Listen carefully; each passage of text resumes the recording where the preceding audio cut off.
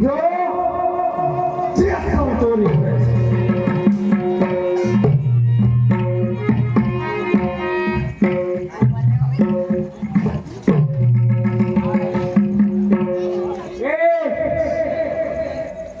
આજાન ક્યાંની છે? આજાદ માનવી બનતી પૂજ્ય ડુંગર તારા બાપનો છે. ના સરકાર શું કામ આવ્યું? જાન લઈને આવ્યો તો જાન લઈને આવ્યો. એ હેઠો બે શું કામ આવ્યો બોલ?